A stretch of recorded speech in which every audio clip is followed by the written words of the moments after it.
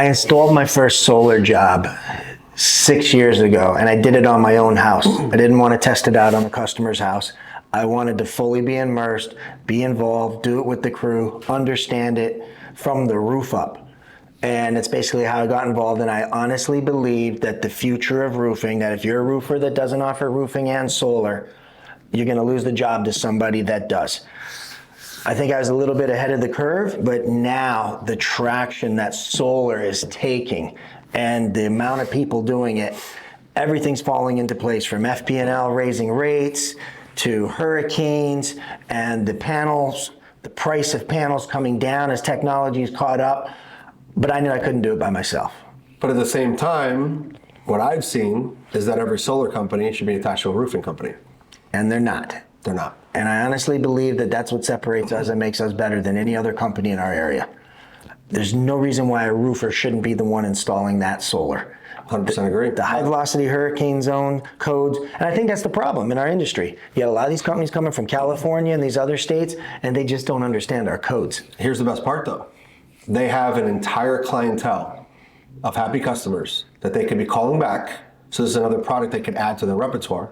Number one, and number two, they can make sure that it's installed properly instead of having some solar company, because you and I both know, people knock on doors on a daily basis. Yep. So why do you think there's so many solar sales organizations or marketing companies now who aren't actually contractors? What do you think drove that? Lack of regulation. So it reminds me of, I was in real estate back in '04. My sister was involved in real estate even before that. And the boom in real estate, it kind of reminds me of the difference between, there used to be a loan officer and then there was a mortgage broker. Now, I don't know why they allowed people to sell loans not having a mortgage license. I got my license. But you could just be a loan officer and you could just gather the client, write up all the paperwork, sell them on the job, pass it off, and maybe they get a little bit less than they would get if they were a broker, but there was no real reason for them to go out and get their mortgage license because they weren't forced to. Right. So it's the same thing now. You're seeing these sales organizations.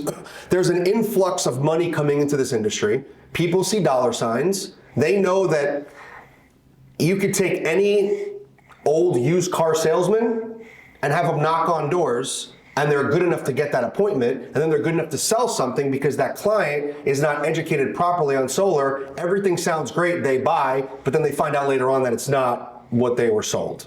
Right. That's the problem. Now I know we're teaching our salespeople how to actually install as well. Why do you not think anybody else has figured that out? They would teach these sales organizations how to install so they could talk more intelligently about why they won't have a roof leak. So I'm not sure that they haven't figured it out. I think that they're lazy and they don't want to take the time to train that person. So a sales organization, you don't really have to train them, so to speak. Now, you and I believe we do, right, because they're representing our name. But a lot of people would look at it differently and say, doesn't really matter. They have their own contract with us. Here's our responsibilities, here's theirs. I can pass the blame or the buck on to them.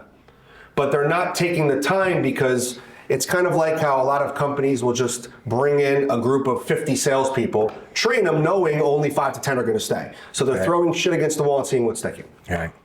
How much, since you've been in the solar industry, have you seen the technology evolve already? So when I got involved back in 2014, beginning of 2015, panels were like in the 15% efficiency range. And now you see the average panel is 19.5 to 21.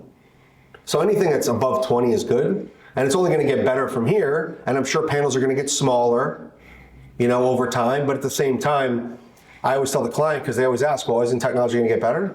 Yeah. Well, do you get an iPhone every single year? You do. But the good thing about solar is you don't have to replace it. It's still warranted for 25 years. Right. So how long do you want to wait before you start saving money? How long do you want to keep burning money is the question. Right. Yeah. So where do you think the technology is going to be 10, 20 years from now? I don't even think I can possibly fathom that. But if I had to guess, I think panels will be this big. Well, that's what I thought. Or these systems that are all installed, because let's face it, how many there's going to be with the rate that it's growing. Is it possible we might only have to replace one panel and it'll bring the whole system's efficiency up? I don't think so, because the way the technology is right now. No? So you don't think they're going to integrate that? I don't think you can, because it's not like, the way I see that is that let's imagine that the panels had some kind of software attached to them. Then you can upgrade software. There's no software attached to it. So how do you upgrade What about the that panel? software in the inverters? I don't think that has any bearing, and I don't know, maybe they create something down the road, but I don't see how that has any bearing on the existing panels that are on the roof. Right. So the way I see it, regardless, the average roof, unless it's metal, lasts about 20 to 25 years anyways. So they're gonna have to remove that system to put on a new roof eventually. At that point, they could upgrade the system. Would you agree? They could, and they would have already saved the money that they needed to save, so. Right. And then people have to realize that you're already spending it. Right. Either pay the utility company or pay a finance charge. Right, and now the reason why things are booming is because you have in Florida, LCEC raised rates, Duke raised rates, FPL raised rates, and they're gonna do it again, and it's only because they're building solar farms. That's what I find hilarious. Right. Well, and I know with the recent hurricanes, they spend a lot of money to get the lines back up. They pass that expense off to the consumers. Correct. That and more solar farms means rates are going to continuously go up. Now, the problem is people keep saying, I'm going to wait. And now what we're seeing is the finance costs are getting higher and higher because of inflation, and the Fed keeps raising the rates. Right. So the longer somebody waits, they're going to spend more money unless they're buying in cash. Right. And now the tax credit was extended. 10 years. So 10 years. So that's going to make, I don't see solar slowing down. I don't know if, I don't know. The future's bright. All right. So yeah, it's looking good. I like it. What do you think about insurance? How are insurance companies going to react to solar panels on a roof? Well, they already have. They're starting to. And they're telling some companies are telling clients that if they go solar, they're not going to warranty the roof.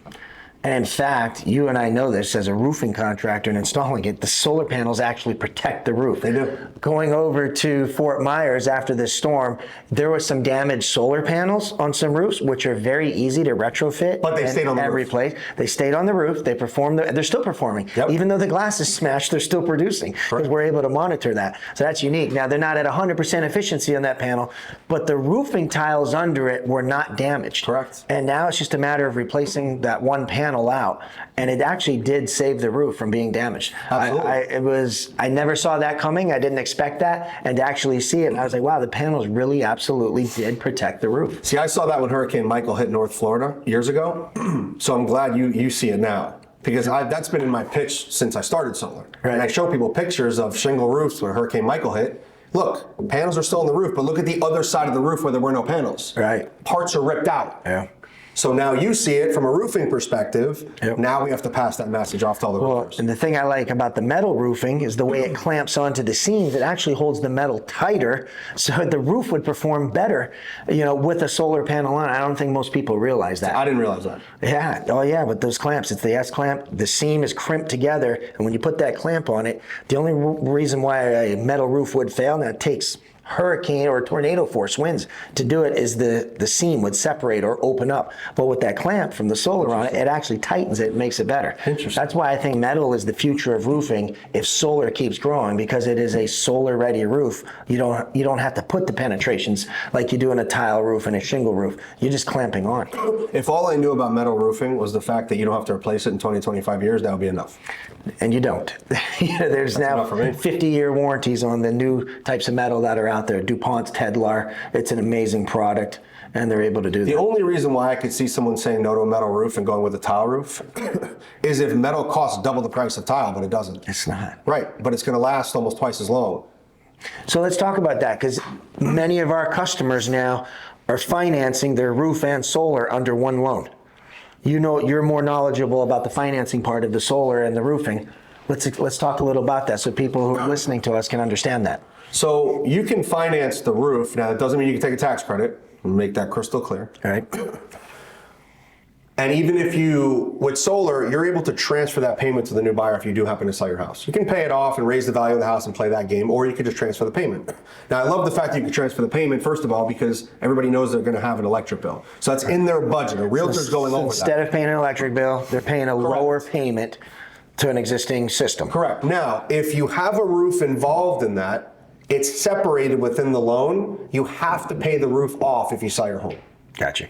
However, if the person doesn't have the money right now, then great, financing. And what I've seen is, what's thrown some customers off is they're like, oh, well, I'm going solar because I want to save money. But if I add the roof in, now I'm spending more money. And I tell them, like, listen, you have to replace your roof regardless. So you're gonna have to either finance it if you can't go up with the cash, or come up with the cash. So you can't look at that and say, well, I was going solar to save money, but now I have to spend so much more. You're gonna have to do it anyways. Right, right. And I'll tell you what, if you try to finance a roof later, you're never gonna get the programs that solar offers, so you're gonna spend more money to finance that roof, and that's the part that customers don't understand. Right.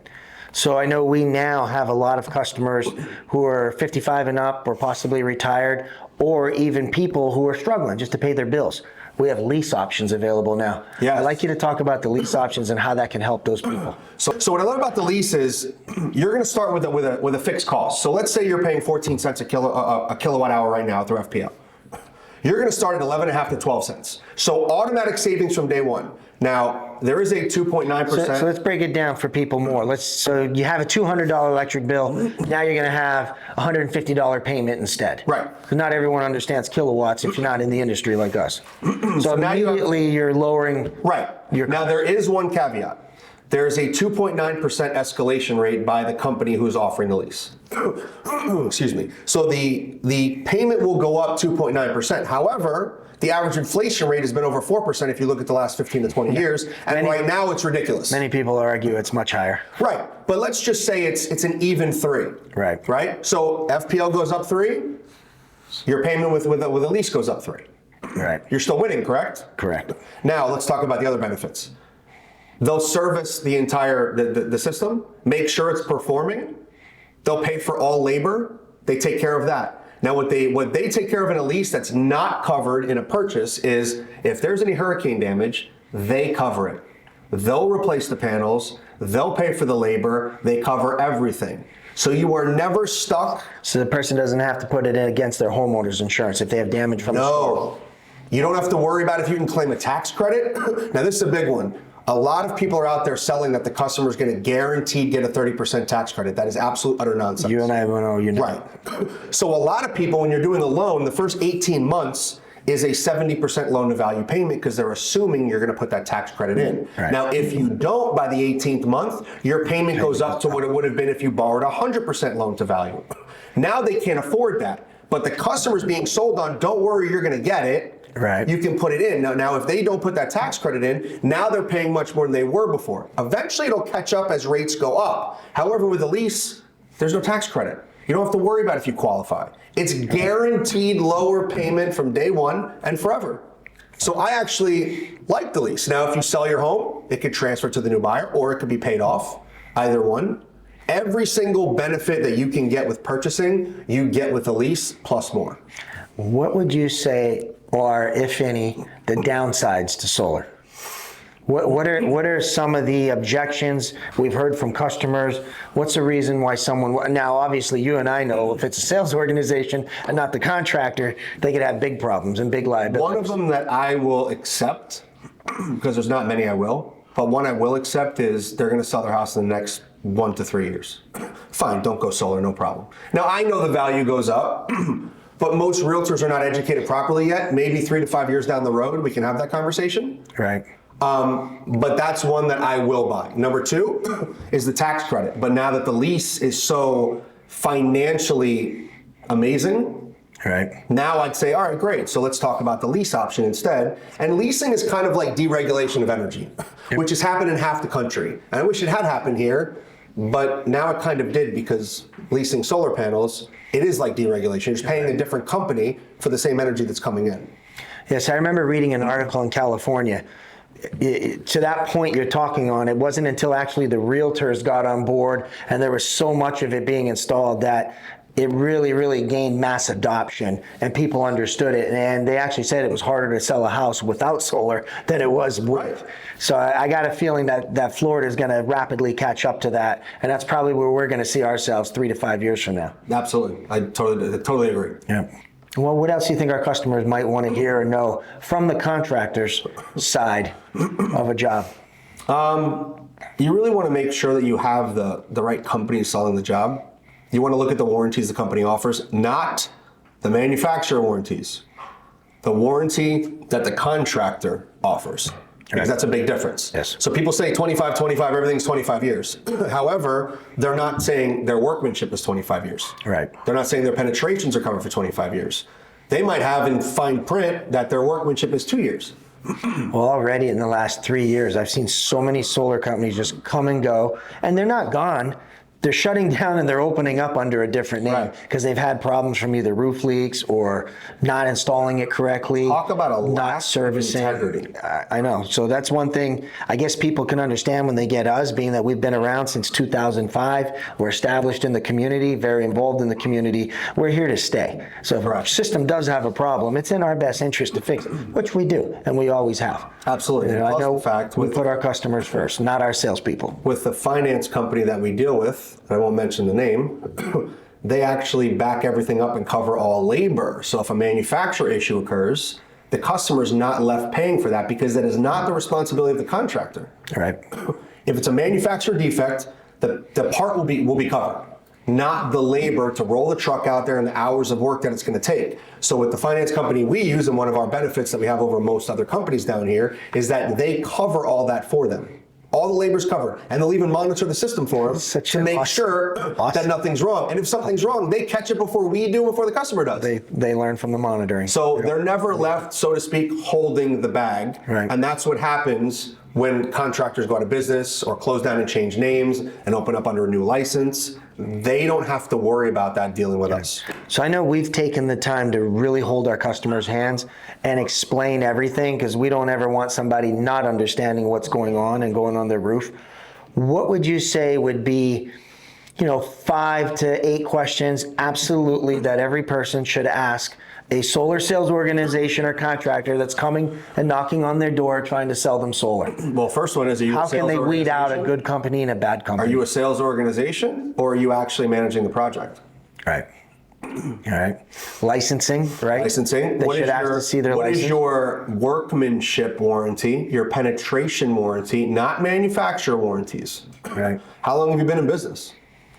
I'm still amazed, like even on the roofing side, customers that don't ask for an insurance certificate. Right. We provide it right in our contract to people so they have it, and we name them as an additional insured. A lot of these companies out there that don't even have insurance, people don't realize it until it's too late, unfortunately. Here's another one. Can I see pictures of at least 10 jobs you've done in the area? And talk to some references. Do you have at least 10 references? And not 3, you have at least 10 right. that I can talk to? Yeah. Because if you don't have references, you're full of it. So when's the best time you think for someone to plant solar if they also have to get a roof?